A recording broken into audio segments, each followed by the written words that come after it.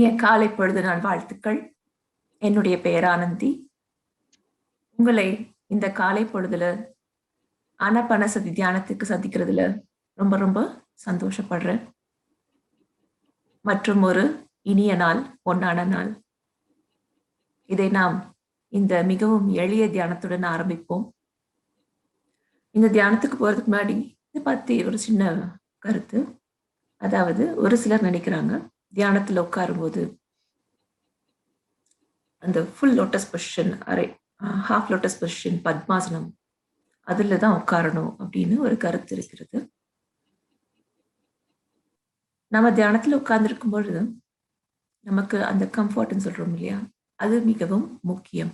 உங்களால அந்த பத்மாசனத்தில் 1 மணி நேரமோ இல்லை நீங்கள் எவ்வளவு நேரம் நினைக்கிறீர்களோ உங்களால் உட்கார முடிந்தால் மிகவும் நல்லது. ஆனா உங்கள் உடம்பை வருத்தி கொள்ளாதீர்கள். உங்களால் அப்படி உட்கார முடியாது அப்படி என்று தெரிந்தால் நீங்கள் பொதுவாக எப்படி சம்மணமிட்டு உட்கார்வீர்களோ அப்படி உட்கார்ந்தாலே போதும். கிட்டத்தட்ட நம்மளுடைய முதுகுத்தண்டு நேராக வந்துவிடும் அப்படி உட்கார்ந்து கொண்டு சமணமிட்டு கொண்டால். அப்படியும் உட்கார முடியவில்லை என்றால் ஒரு சேர் அல்லது சோஃபால உட்கார்ந்துருக்கீங்க, காலை கீழே வைக்கணும், இல்லைன்னா தரையில உட்கார்ந்துருக்கீங்க, காலை நீட்டி வைக்கணும் அப்படின்னு தோணுச்சுன்னா கண்டிப்பா செஞ்சுக்கலாம். என்னன்னா ஒரு காலை இன்னொரு கால் மேல போட்டுக்கோங்க, உங்க கணுக்கால கிராஸ் செய்யற மாதிரி போட்டுக்கோங்க. உட்காந்துட்டே இருக்கீங்க, சமணமிட்டு கால் கொஞ்சம் வலியில வர மாதிரி இருக்குது, அப்ப என்ன பண்ணலாம்? ஒரு பொசிஷன்ல இருந்து இன்னொன்னுக்கு மாறிக்கலாமா அப்படின்னு கேள்வி வரும். கண்டிப்பா பண்ணிக்கோங்க.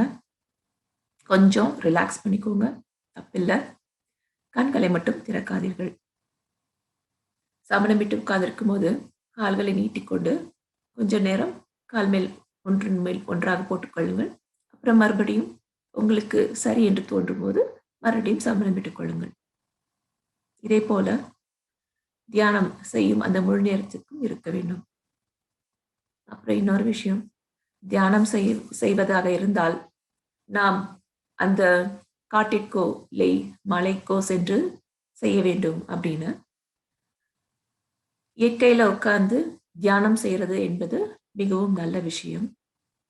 ஆனால் அப்படித்தான் செய்ய வேண்டும் என்று கிடையாது. நீங்கள் இருக்கும் இடத்திலேயே அமைதியான தியானத்தை பெற முடியும். அதுக்கு நீங்க செய்ய வேண்டிய சின்ன சின்ன விஷயங்கள் மட்டுமே. உங்களுக்கென்று தியானத்திற்கென்று ஒரு இடத்தை தேர்வு செய்து கொள்ளுங்கள். தினமும் அங்கேயே உட்கார்ந்து செய்யுங்கள்.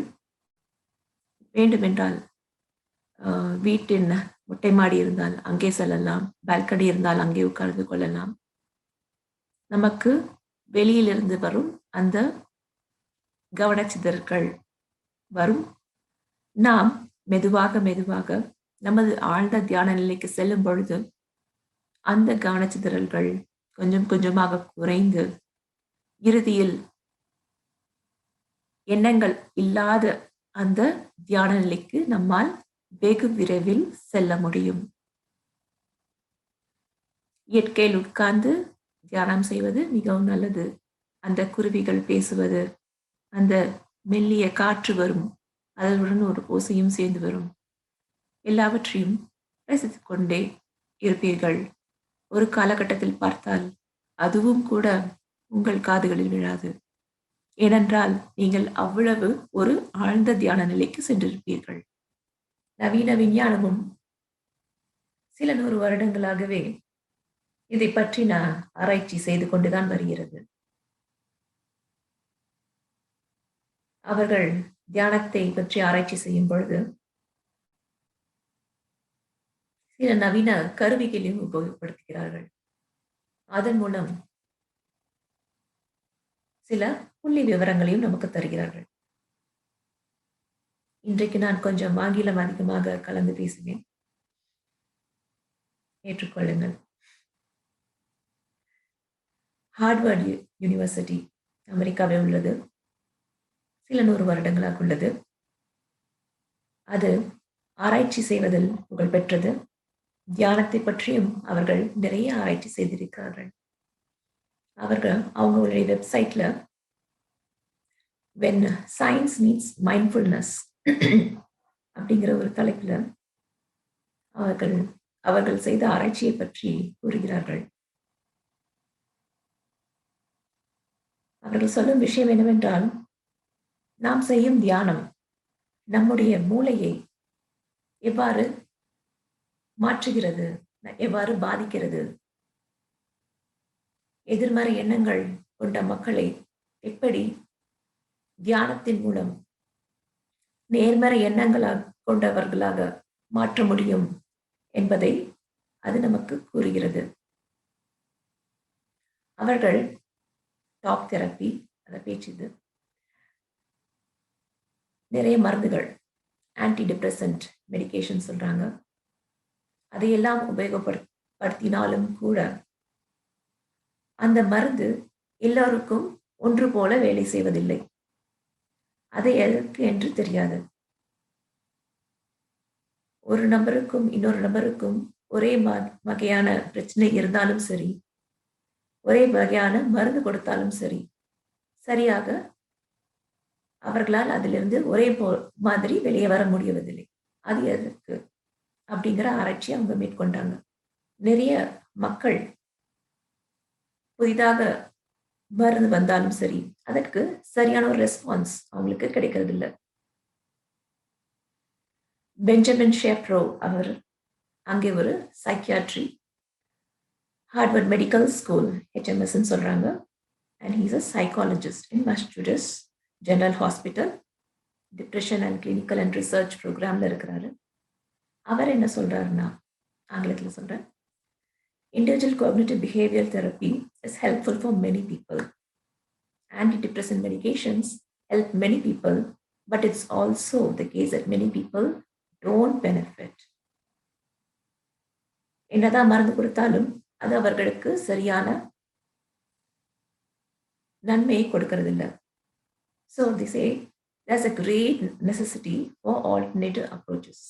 இதன் மூலமா அவர்கள் ஆல்டர்னேட்டிவ் தெரப்பி, அதாவது மருந்து இல்லாமல் ஒரு நோயை எவ்வாறு குணப்படுத்த வேண்டும் என்ற ஆராய்ச்சியை அவர்கள் ஆரம்பித்தார்கள். அவர் டெஸ்போரஸ் அப்படிங்கிறவங்க சேர்ந்து ஆராய்ச்சியை ஆரம்பிச்சாங்க. அதே HMSல அவர்கள் செய்த ஸ்டடீஸ் என்ன சொல்லுதுன்னா, எவ்வளவு நிறைய பிரச்சனைகள் இருந்தாலும் சரி, அதாவது உடல் அளவில் இருந்தாலும் சரி, மனதளவில் இருந்தாலும் சரி, அதை சிறிது சிறிதாக மாற்றுவதற்கான சக்தி இந்த ஆல்டர்னேட்டிவ் தெரபிஸ்க்கு இருக்கு அப்படிங்கிறாங்க. அதில் அவர்கள் முக்கியமாக ஆராய்ச்சி செய்தது தியானத்தை பற்றியது.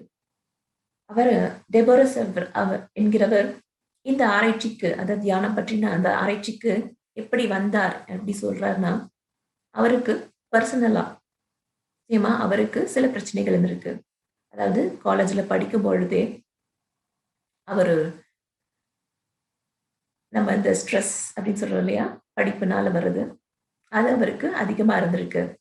அதனால அவர் தியானத்தை மேற்கொண்டு சுயமாக தன் மீது தியானத்தை செய்து கொண்டு அது எவ்வாறு அவருக்கு உதவி செய்கிறது என்று பார்க்க ஆரம்பித்தார். அவர் அப்பொழுது பாஸ்டன் யூனிவர்சிட்டியில படிச்சிருந்திருக்காரு. அவருக்கு அந்த ஸ்ட்ரெஸ், அந்த டென்ஷன், அந்த ஃப்ரஸ்ட்ரேஷன் வாழ்க்கையில் இருக்கிறதுல இருந்து அவருக்கு விடுதலை வேண்டும் என்று நினைத்து கொஞ்சம் செய்ய ஆரம்பித்தார். சிறிது சிறிதாக அவருக்கு எல்லாவற்றிலும் ஒரு முன்னேற்றம் தெரிய ஆரம்பித்து விட்டது. சரி, இந்த தியானத்தில் ஏதோ இருக்கிறது என்று அவரும் இந்த தியானத்தில் மிகவும் அக்கறை எடுத்துக்கொண்டு நிறைய ரிசர்ச் பண்ண ஆரம்பிச்சாங்க. அது மூலமா மற்றவங்களுக்கும் உதவி செய்ய ஆரம்பிச்சாங்க. அவங்க அதை பத்தி என்ன சொல்றாங்கன்னா, my own interest comes from having practiced the meditation techniques and found them beneficial personally. Being a scientist, asking how does this work? What does this thing do to me? இந்த மாதிரி கேள்விகளுக்கு அவர்களுக்கு பதில் தெரிய ஆரம்பிக்கும் போது மற்றவருக்கும் இதை மற்றவன் கொண்டு சேர்த்து உதவி செய்ய வேண்டும் என்று நினைத்து, if you want to be that therapy or something, which we have to offer in the community, we need to demonstrate scientifically. அதாவது எந்த ஒரு விஷயத்தை மக்களுக்கு கொண்டு சேர்ப்பதாக இருந்தாலும் அதை பற்றின ஆராய்ச்சியை செய்து புள்ளி விவரங்களோடு கூறினால் மக்கள் எளிதாக ஏற்றுக்கொள்வார்கள். அதனால அவர்கள் அதை பற்றின ஆராய்ச்சியை துவங்க ஆரம்பித்தார்கள். அவர்கள் ஃபங்க்ஷனல் மேக்னெட்டிக் ரெசனன்ஸ் இமேஜிங், அதாவது FRMI என்கின்ற அந்த கருவியை கொண்டு அவருடைய அந்த ஆராய்ச்சியை துவங்கினார். அது MRI போல படம் மட்டும் எடுப்பதில்லை, அது நம்மளுடைய மூளையின் செயல்திறனையும் அது ரெக்கார்ட் செய்யும் அந்த மிஷின்.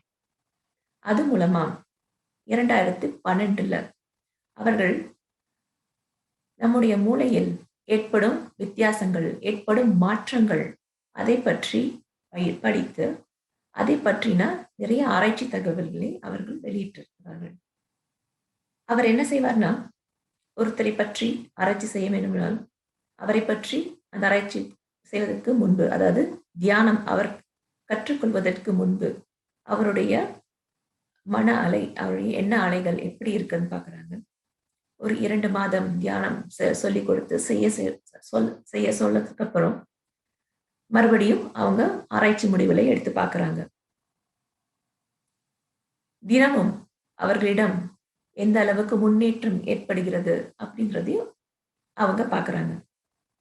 பிரெயின் ஆக்டிவேஷன் பேட்டர்ன்ஸ் சொல்றாங்க, அது எவ்வாறு மாறுகிறது, எவ்வாறு முன்னேறுகிறது அப்படின்னு பார்க்குறாங்க. முதன்முறையாக அவர்கள் அந்த ஆராய்ச்சியை செய்தார்கள். அவர்கள் அமிக்டாலா என்னும் மூளையின் அந்த பகுதியில் ஏற்படும் மாற்றங்களை கண்டுபிடித்து அதையும் அவர்கள் உலகிற்கே அதன் பயன்களை பற்றி கூறினார்கள். இப்போ அவங்க செஞ்சிட்டு இருக்க அந்த ஆராய்ச்சியில, அதாவது எதிர்மறை எண்ணங்கள் நிறைந்த பேஷண்ட்ஸ்ன்னு சொல்றாங்க, அவர்களுடன் வேலை செய்கிறார்கள். அவர்களிடம் வேலை செய்து அவர்களிடம் இந்த தியானத்தை அவர்களிடம் கொண்டு சேர்த்து தியானம் செய்ய வைத்து கொஞ்சம் கொஞ்சமாக இந்த தியானம் அவர்களுக்கு தரும் மாற்றங்களை பற்றி அவர்கள் இந்த மெஷின்களின் மூலமாக நம்பர்ஸ், எண்களை கொண்டு வந்து அதன் மூலமாக இந்த தியானம் எவ்வளவு மக்களுக்கு நன்மை அளிக்கிறது என்பதை அவர்கள் கூறுகிறார்கள். அவர்கள் 2 விதமான டெஸ்டும் செய்கிறாங்க. ஒன்று, அவர்கள் அவர்களுடைய உடம்பை பற்றி கம்ப்ளீட் அவேர்னஸ் கொண்டு வர சொல்றாங்க. பயிற்சிகள், ஒரே விதமான பயிற்சி கொடுப்பதற்கு பதிலாக விதவிதமான பயிற்சிகள் கொடுக்கிறார்கள். சில நேரம் அவர்களுடைய இதய துடிப்பை, அதாவது நம்ம சுவாசத்தை கவனிக்கிறோம் இல்லையா, அதை போலவே சில ஒரு பயிற்சியாக இதய துடிப்பை கவனிங்கள் அப்படிங்கிறாங்க. சின்ன சின்ன விஷயங்கள் இதை போல செய்ய சொல்லி, அதன் பிறகு சுவாசத்தின் மீது கவனம் அதை பண்ண சொல்லி, அதன் மூலமாக அவர்கள் என்ன முன்னேற்றம் வருதுன்னு சொல்றாங்க. ஒரு பகுதி மக்களுக்கு இந்த எதிர்மறை எண்ணங்கள் இருப்பதனால் ஆராய்ச்சிக்காக தியானம் செய்வதற்கு முன்பாக சில வாக்கியங்களை சொல்கிறார்கள். எதிர்மறையான எண்ணங்கள் நிறைந்த வாக்கியங்கள், அதாவது ஐ எம் அ லூசர், நான் தோற்று போகக்கூடியவன், என்னால் இதுக்கு மேல் செய்ய முடியாது, எனக்கு இந்த விஷயத்தை பற்றி தெரியாது. இப்படி ஒரு 5 நிமிடம் உங்களுக்குள்ளே எதிர்மறை எண்ணங்களை சொல்லுங்கள் அப்படிங்கிறாங்க. அதாவது அது அவர்கள் நடத்திய ஆராய்ச்சி. அதன் பிறகு தியானத்தை மேற்கொள்ள செய்கிறார்கள். இது எல்லாத்தையுமே அவர்கள் அந்த மெஷின்ஸ், வயர்ஸ், கனெக்ஷன் எல்லாம் வச்சு அது மூலமா எப்படி அந்த அலைகள் மாறுது அப்படிங்கிறத பார்த்துட்டு இருக்காங்க. முதலில் அவர்கள் அந்த எதிர்மறை எண்ணங்களுக்குரிய வாக்கியை கூறும்போது அவர்களுடைய மனநிலைமை, அந்த ஓட்டம் எப்படி கீழே செல்கிறது. அப்புறம் பார்த்தீங்கன்னா தியானம் செய்ய செய்ய அவர்களுக்கு அந்த எதிர்மறை எண்ணத்திலிருந்து நேர்மறை எண்ணங்கள் வந்து அந்த எண்ண அலைகள், பாசிட்டிவ் வேவ்ஸ், வைப்ரேஷன்ஸ் எப்படி அவர்களுக்கு அது தெரிகிறது என்பதை பற்றி அவர்கள் மிக அழகாக ஆராய்ச்சி செய்து அதை நமக்கு எல்லாம் கொடுத்திருக்கிறார்கள். அதாவது எழுந்த எண்ணத்திலிருந்து உங்களால் எவ்வளவு வேகமாக தியானத்தின் மூலம் வெளியே வர முடியும் என்பதற்கான ஆராய்ச்சி அது. அவர்கள் இப்போ நிறைய வருடங்களாகவே ஹார்வர்ட் பல்கலைக்கழகம் மற்றும் அதை சார்ந்த பல்கலைக்கழகங்களுடன் தியானத்தை பற்றின ஆராய்ச்சிகள் நிறையவே செய்து வருகிறார்கள். 1970s இந்த டிரான்சென்டென்டல் மெடிடேஷன் இந்தியாவில் தோன்றியதுதான். அது மிகவும் பரவலாக இருந்த பொழுது ஹெர்பர்ட் பென்சன் என்பவர், அவர் ஹார்வர்ட் மெடிக்கல் காலேஜ் சயின்ஸ்ல ப்ரொஃபஸராக இருந்தவர். அவர் என்ன சொல்றாருன்னா, இது ஒரு ரிலாக்ஸேஷன் ரெஸ்பான்ஸ். இந்த தியானம் செய்வதன் மூலம் நமக்கு நிறைய அற்புதமான விஷயங்கள் நடக்குது. அப்பொழுதுதான் அவர்கள் தியானம், யோகா, தியானத்திலேயே பல வகையான தியானம் இருக்கிறது. அவர்கள் வெவ்வேறு தியான வகைகளை பற்றியும் ஆராய்ச்சிகளை மேற்கொண்டிருக்கிறார்கள். அதன் பின்னர் சாரா லசர் என்பவர் 2012 இந்த எஃப்ஆர்எம்ஐ இருக்கிறதா அந்த மிஷினை உபயோகப்படுத்தி அவர்களும் நிறைய இந்த ஆராய்ச்சியை உபயோகப்படுத்தி, அதாவது ஒரு தியானம் செய்யாத நபரை அழைத்து 8 வாரம் தியான பயிற்சி கொடுத்து அவர்களுடைய எண்ணங்கள் எவ்வாறு மாறுகிறது அப்படின்னு நிறைய ஆராய்ச்சி பண்ணியிருக்காங்க. இந்த ஹார்வர்ட் மெடிக்கல் காலேஜ்லேயே பென்சன் ஹென்ரி இன்ஸ்டிடியூட் அவர்களும் சேர்ந்து பிரிங்ஹாம் விமென்ஸ் ஹாஸ்பிட்டல் அவர்கள், அதாவது ஹார்வர்ட் அஃபிலியேட்டட் கேம்பிரிட்ஜ் ஹெல்த் அலையன்ஸ்ன்னு சொல்றாங்க, அவர்கள் எல்லாம் ஒன்றாக சேர்ந்து நிறைய விஷயங்கள், அதாவது centre for mindfulness and compassion என்று வைத்துக்கொண்டு அதன் மூலமாக நிறைய ஆராய்ச்சிகளை செய்து கொண்டே வருகிறார்கள்.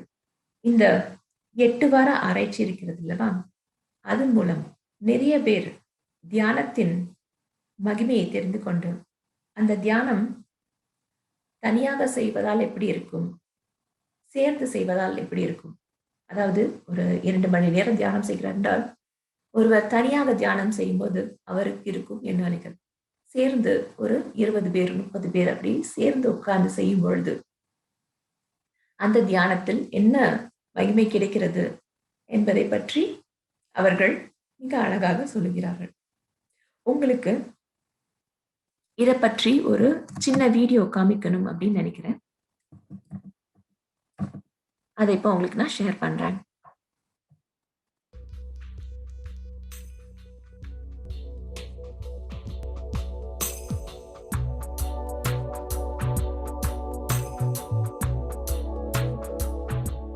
Mindfulness is really the practice of being aware of what's going on in the moment.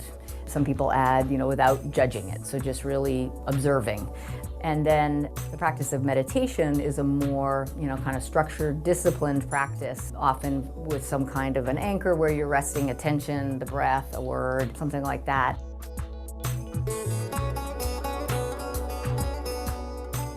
In some specific conditions, the evidence is a little bit stronger on the effects of mindfulness meditation, and those are depression, anxiety, and chronic pain. The idea behind mindfulness-based cognitive therapy is that by training people in mindfulness meditation, we increase their capacity for interoception and for being able to listen to their body, so to speak, and to drop in the body. And that will actually help them disengage from this cognitive rumination with negative thoughts about the self. We're testing this hypothesis in the brain by looking at the brain networks that are involved and having people do specific tasks in the scanner to test if they engage in these tasks differently after having received the mindfulness training. The purpose of this research is to find out the mechanisms of mindfulness training in the brain, and from that information, hopefully make some changes to the intervention that take those mechanisms into account. For example, doing more of certain types of practices if we think these are the ones that are key, and perhaps doing less of other aspects of the mindfulness training if science finds that these elements don't actually have so much of an impact. I think you kind of have this daily practice so that as you go about your day, you're able to be mindful and present, or notice when you're not, because nobody does it 100%.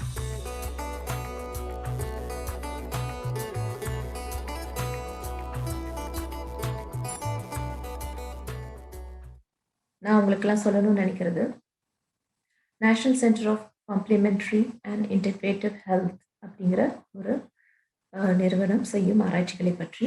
அவர்களும் நிறைய ஆராய்ச்சிகளை செய்து கொண்டிருக்கிறார்கள். அவர்கள் federal கவர்மெண்டின் lead agency for the scientific research.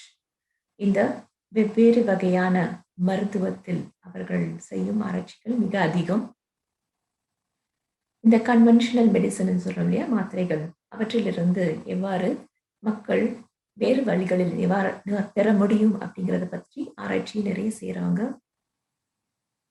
அவர்கள் தியானம் எப்படி மற்றவர்களுக்கு வெவ்வேறு உபாதைகளிலிருந்து, அதாவது high blood pressure, psychological disorder, வலி, இந்த மாதிரி நிறைய விஷயங்களிலிருந்து எவ்வாறு மக்களை கொஞ்சம் கொஞ்சமாக மருந்தில்லா வாழ்க்கைக்கு கொண்டு வர முடியும் அப்படின்னு கொஞ்சம் ஆராய்ச்சி செஞ்சுட்டு இருக்காங்க.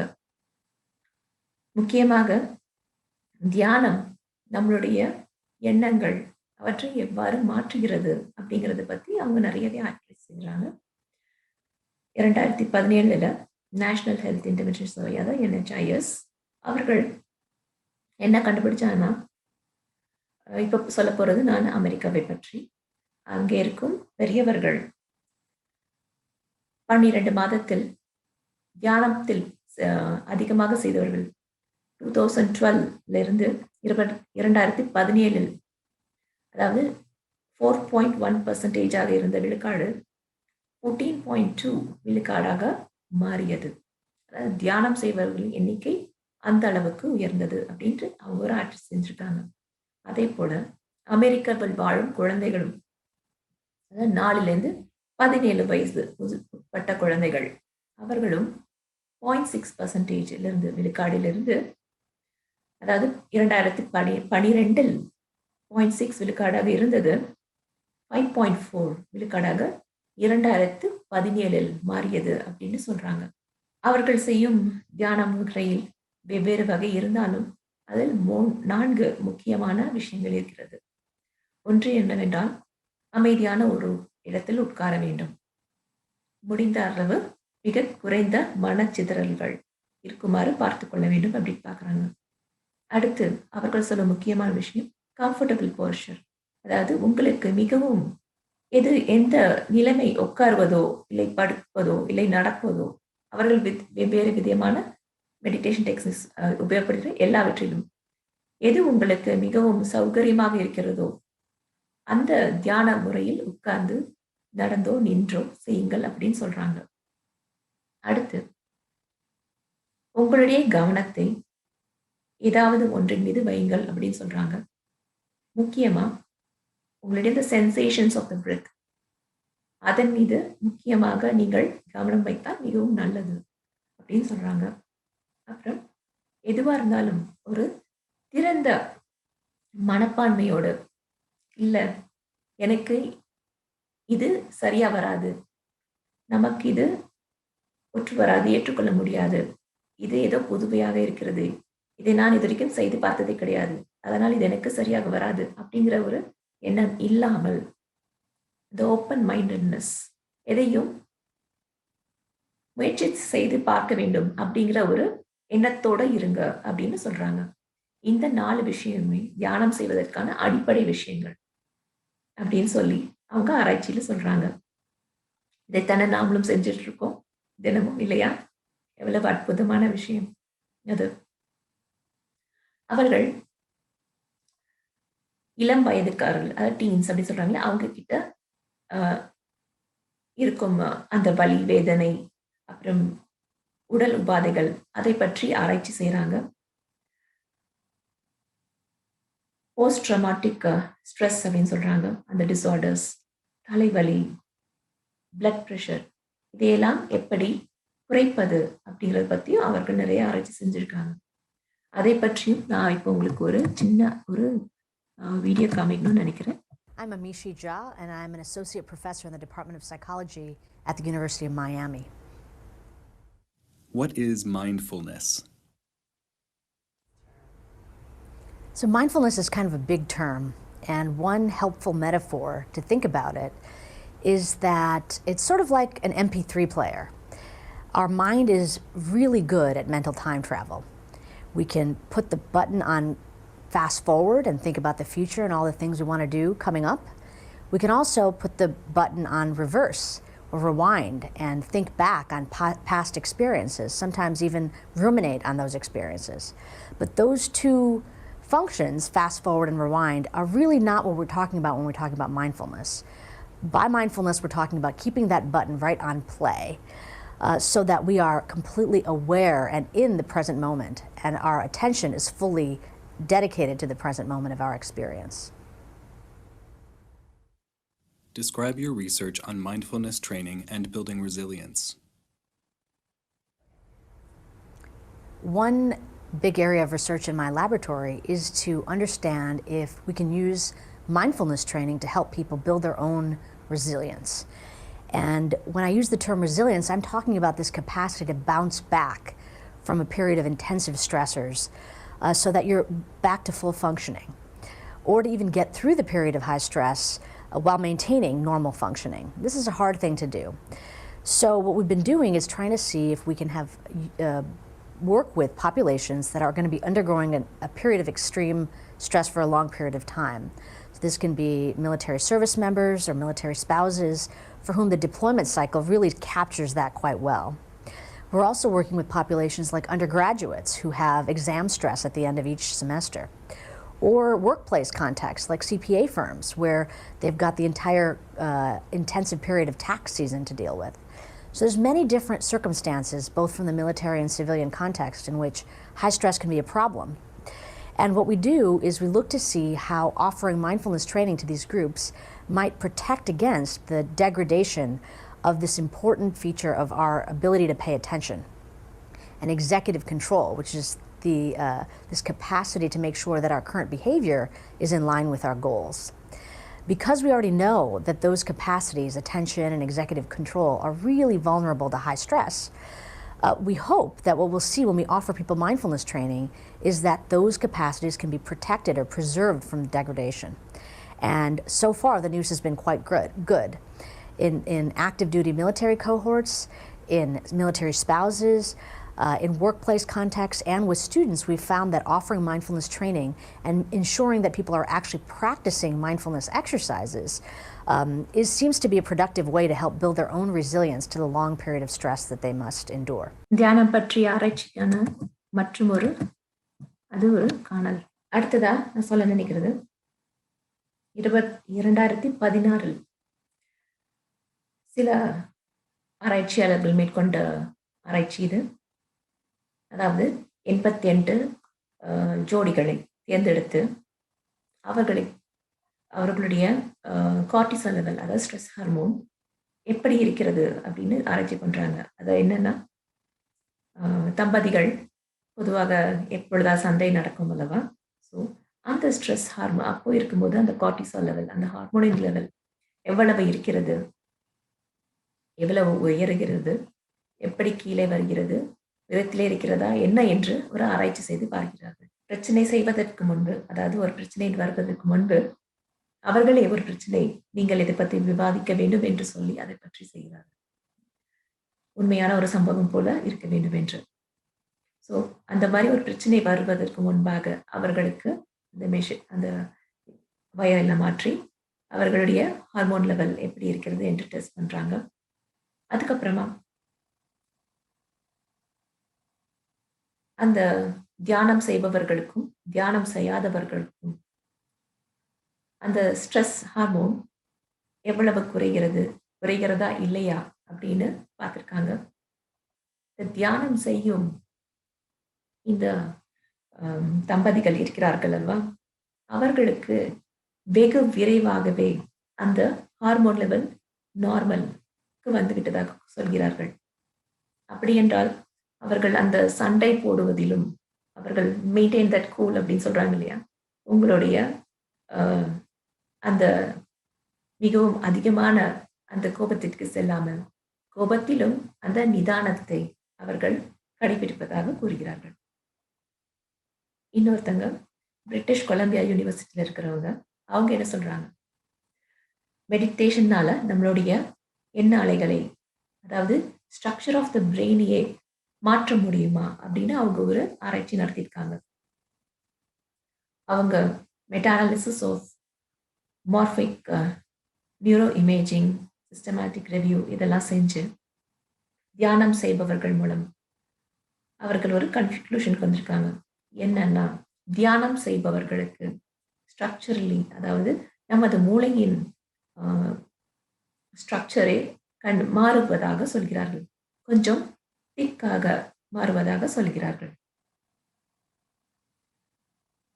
தியானம் செய்பவர்களுக்கும் தியானம் செய்யாதவர்களுக்கும் மூளையின் அந்த ஸ்ட்ரக்சர்னு சொல்றோம் இல்லையா, அது மூளை எவ்வாறு இருக்கிறது, அங்க இருக்கிற அந்த மசில் திக்கா இருக்கா தின்னா இருக்கா அப்படிங்கிற விஷயங்கள் எல்லாமே மாறி இருக்கு அப்படின்னு சொல்றாங்க. இதை அவர்கள் ஆராய்ச்சியின் மூலம் கண்டுபிடித்திருக்கிறார்கள். அவங்க என்ன சொல்றாங்கன்னா, மூளையின் சில பகுதியில், அதாவது பாடி அவேர்னஸ்க்குரிய பகுதி, ஃபோக்கஸ், இந்த கான்சென்ட்ரேஷன் செய்வோம் இல்லையா, அதற்கான பகுதி, ஸ்ட்ரெஸ் மேனேஜ்மெண்ட் செய்வதற்கான பகுதி, அட்டென்ஷனை கண்ட்ரோல் செய்வதற்கான அந்த பகுதி, இது எல்லாம் மிகவும் நல்லா டெவலப் பண்ணியிருக்கிறதா அவங்க ஆராய்ச்சியில சொல்றாங்க. அடுத்து மெரியா கேமரா, அவங்க பிஹெச்டி பண்ணவங்க.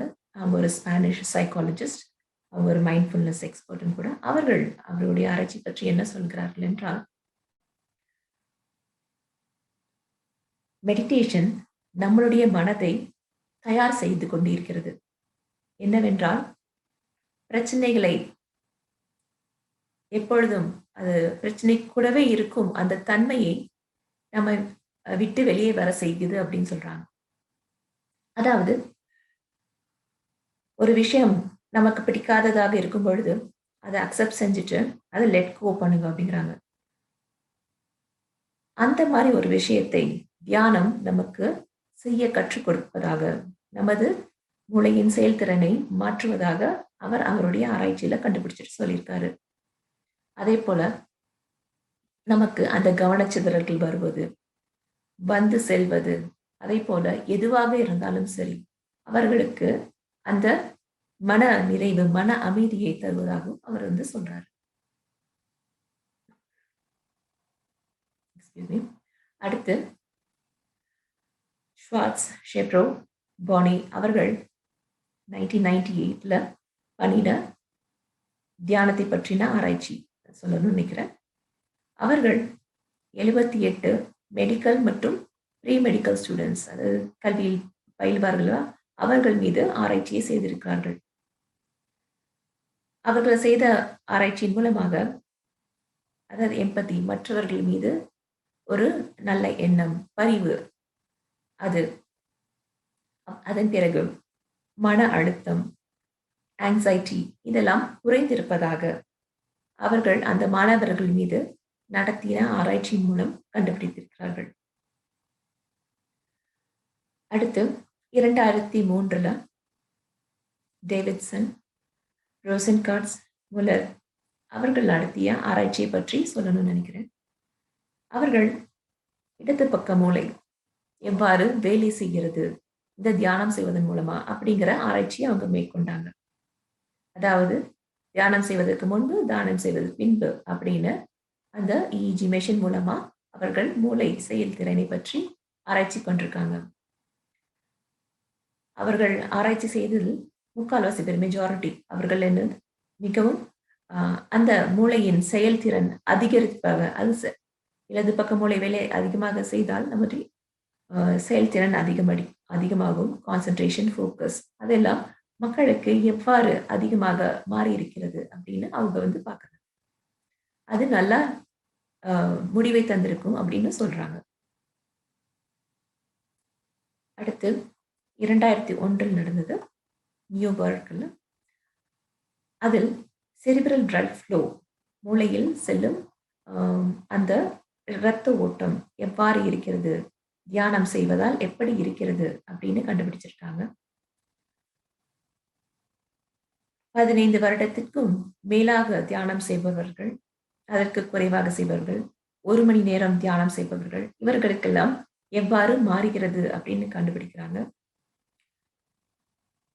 தியானம் செய்பவர்களிடம் கண்டிப்பாக அந்த இடது பக்க மூளை மிகவும் நன்றாக வேலை செய்வதும், இரத்த ஓட்டம் மிகவும் நன்றாக இருப்பதாகவும் அவர் சொல்றாங்க.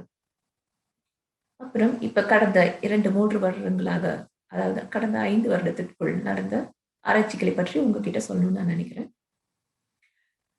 இது டாக்டர் கிரேஸ் புல்லாக் செய்தது.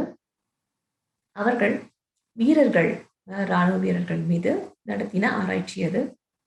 அவர்களுக்கும் நிறைய நேரம் அந்த இமோஷனல் சேலஞ்சஸ் இருக்கும் இல்லையா, மன அழுத்தம், மன உளைச்சல், அதை அவர்களால் எவ்வாறு கையாள முடிகிறது, அவர்களால் அந்த அட்டென்ஷன், கான்சன்ட்ரேஷன், ஃபோக்கஸ் எவ்வாறு இருக்கிறது அப்படிங்கிறத பத்தி அவங்க ஆராய்ச்சி செஞ்சிருக்காங்க.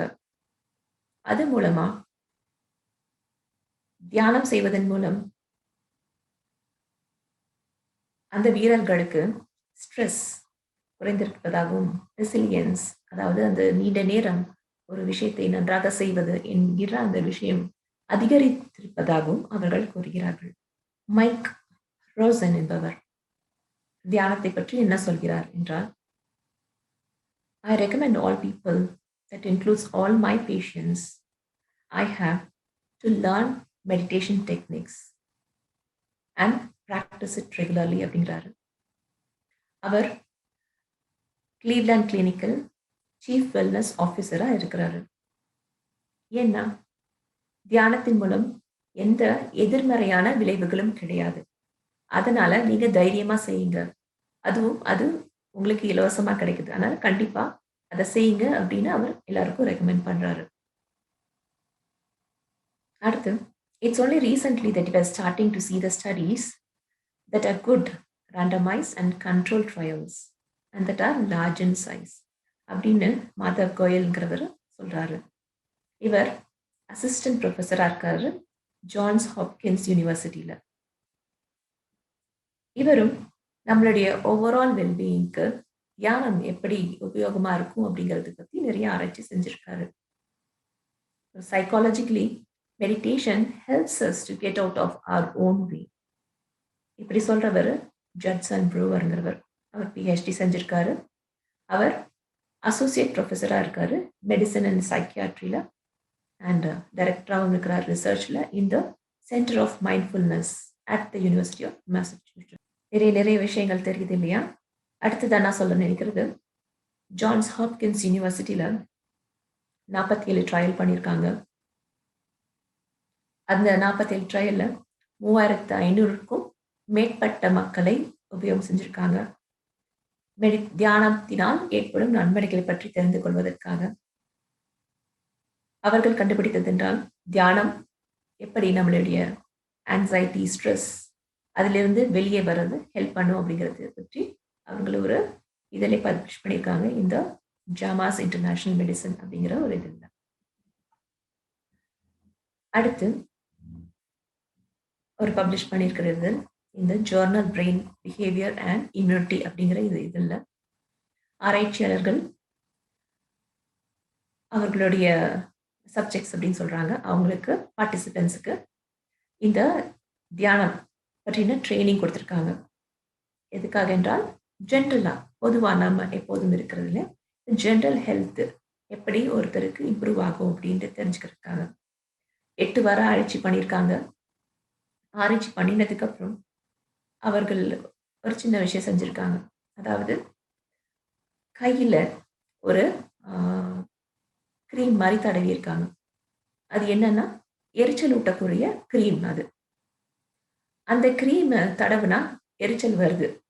ஆனா அந்த எரிச்சல், அந்த ஸ்கின் ரியாக்ஷன் எவ்வளவு வேகமாக அந்த மக்களால அந்த ஸ்கின் ரியாக்ஷன்ல இருந்து வெளியே வர முடியுது அப்படின்னு காமிக்கிறதுக்கு, தியானம் செய்பவர்கள், தியானம் செய்யாதவர்கள் எப்படி அவர்கள் அந்த ஸ்கின் ரியாக்ஷன் வேலை செய்யுது, அவங்களால அந்த வலியை எவ்வளவு தூரம் பொறுத்து கொள்ள முடிகிறது அப்படின்னு ஆராய்ச்சி செஞ்சு அவர்கள் அதை வெளியிட்டிருக்கார்கள்.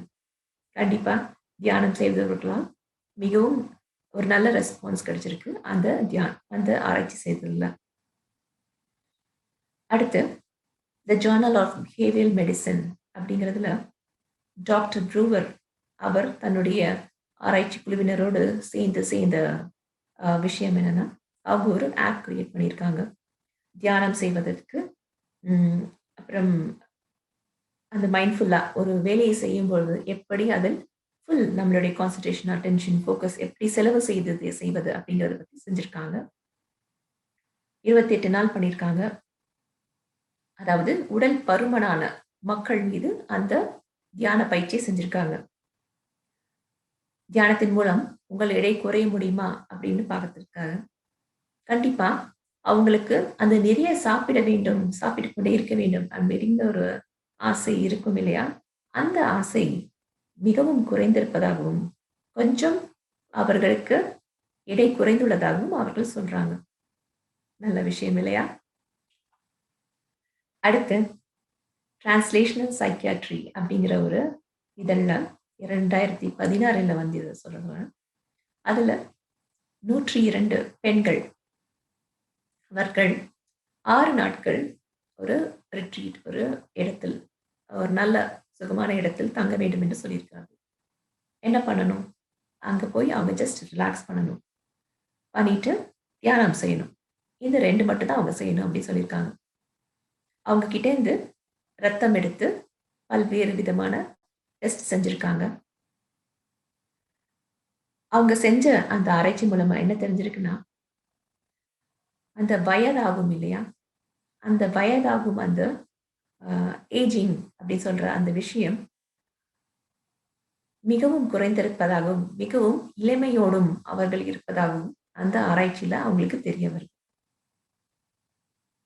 அடுத்து ஃபேமிலி மெடிசன் அப்படிங்கிற ஒரு இதெல்லாம் அவங்க பண்ணியிருக்க ரிசர்ச் மூலமா தெரிகிறதுன்னா, அவங்க 150 பார்ட்டிசிபென்ட்ஸ், அதாவது 50 வயதிற்கும் அதற்கு மேல உள்ளவருக்கும், அப்புறம் வயது குறைந்தவர்கள் அப்படின்னு 3 குரூப் வச்சு 8 வாரம் இந்த தியான பயிற்சி கொடுத்துருக்காங்க. அவங்களுக்கு அந்த நேரம் அவர்கள் தியானமும் கொடுத்திருக்கார்கள், உடலுக்கு தேவையான அந்த எக்ஸசைஸ்ன்னு சொல்றோம் இல்லையா, உடற்பயிற்சிகளும் கொடுத்திருக்காங்க. அப்புறம் 2 குரூப்பையும் பார்த்துருக்காங்க. அந்த தியானம் செய்துட்டு இருக்காங்க இல்லையா, அந்த மக்கள் அவர்களுடைய உடல் நலனில் முக்கியமாக அந்த சளி பிடிக்கிறது இல்லையா, அந்த கேச்சிங் கோல்டு, அந்த விஷயத்திலிருந்து அவர்களுக்கு நிறைய நிவாரணம் கிடைச்சிருக்கிறதா சொல்றாங்க. அடுத்து நான் சொல்ல நினைக்கிறது ஜேர்னல் ஆஃப் நியூரோ சயின்ஸ் அவர்கள் செய்த ஆராய்ச்சி பற்றியது. 15 பேர் எடுத்திருக்காங்க. தியானத்தில் அவங்களுக்கு எக்ஸ்பீரியன்ஸே கிடையாது. அவர்களே நீங்கள் சும்மா உங்களுடைய சுவாசத்தின் மீது கவனம் செய்யுங்கள் அப்படின்னு சொல்லிட்டு அந்த எம்ஆர்ஐ மிஷின்ல வச்சு ஸ்கேன் பண்ணி பார்த்துருக்காங்க. அப்புறம் என்ன பண்ணிருக்காங்க, அவங்க அதை செஞ்சுட்டு இருக்கும்போது காலில் கொஞ்சம் லேசா சூடு கொடுத்துருக்காங்க. அந்த சூட்டுல அவர்களுக்கு எவ்வளவு தூரம் அந்த வலியை உணர்கிறார்கள், அவர்களுடைய எண்ண அலைகள் எப்படி இருக்கு அப்படிங்கிறத பத்தி ஆராய்ச்சி பண்ணியிருக்காங்க.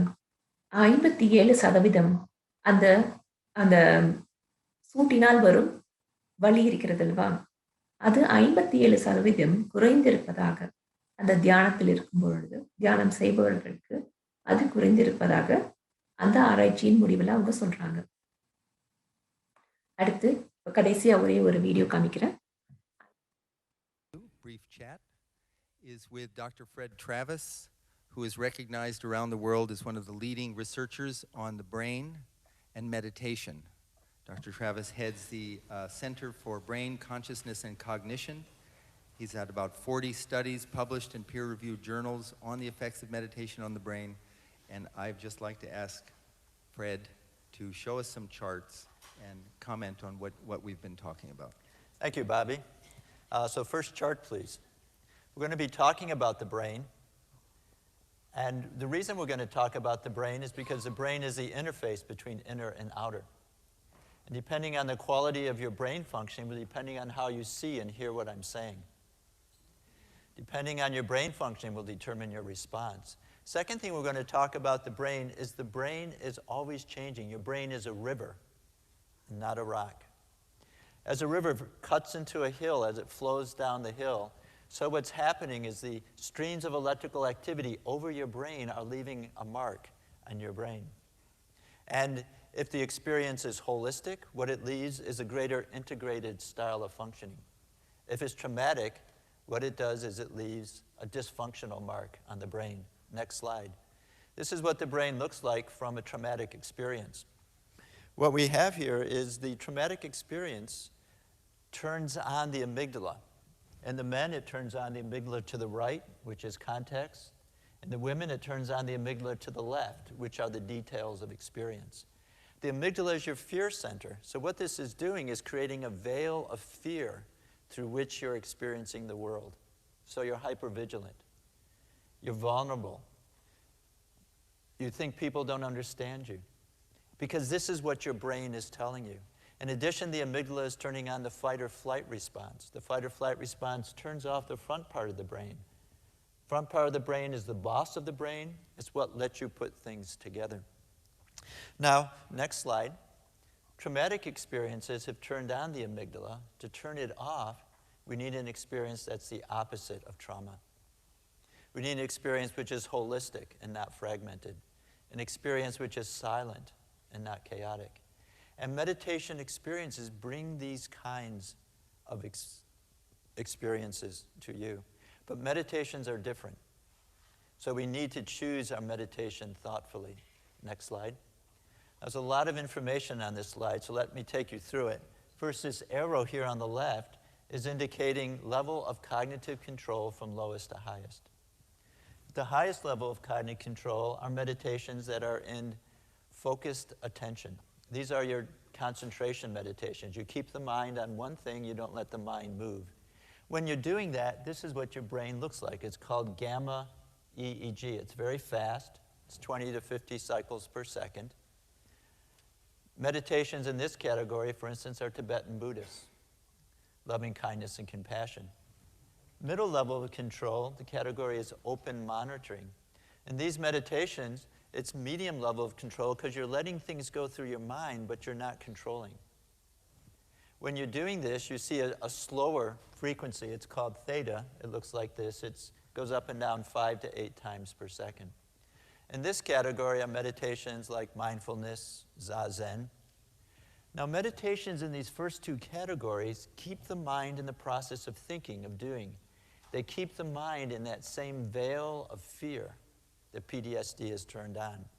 And so what's reported is these meditations have very limited effects on reducing PTSD symptoms. The last category, automatic self-transcending, is lowest level of cognitive control. These are meditations which transcend their own activity. These are meditations which allow you to transcend thinking and experiencing your essence, inner pure consciousness, inner self-awareness. And these have to be automatic. They have to be effortless because any doing would not have let that process happen. Transcendental meditation is in this category. Next slide. This is what the brain is doing during transcendental meditation. What we see here is if it's red, it's more active. So the front of the brain is more active. Notice the subcortical areas of the brain are less active, the colored blue. The front of the brain, your integrative system, is more active. It's able to take experience, put it into a whole. The part of the brain that has to do with hypervigilance is now more quiet. What's happening in transcending is you're resetting the mind and body.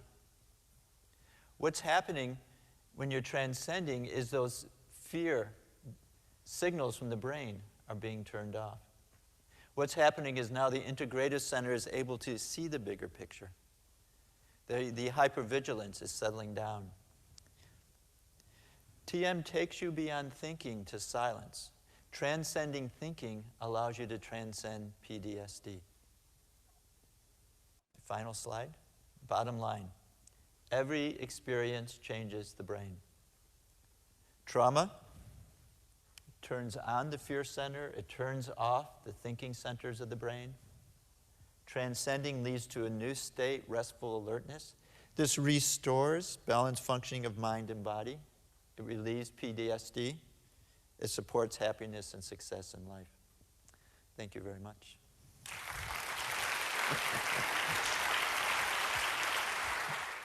எல்லாம் வெளிநாட்டு பற்றிய ஆராய்ச்சியாவே இருக்குதே, நம்ம ஊர்ல எதுவும் ஆராய்ச்சி செய்யலையான்னு கேட்கறது எனக்கு கேட்குது. கண்டிப்பா நிறைய ஆராய்ச்சி செஞ்சுக்கிட்டே இருக்கிறாங்க. நம்ம ஊர்ல மிக நீண்ட காலமாகவே செய்து கொண்டிருக்கிறார்கள். அதுல நான் உங்களுக்கு ஒரு சின்ன தகவல் கொடுக்கணும்னு நினைக்கிறேன். நம்ம ஆனாபானசதி தியானத்தின் மீது ஒருவர் ஆராய்ச்சி செய்திருக்கிறார். அதில் இப்பொழுது PhD வாங்கியிருக்கிறார்.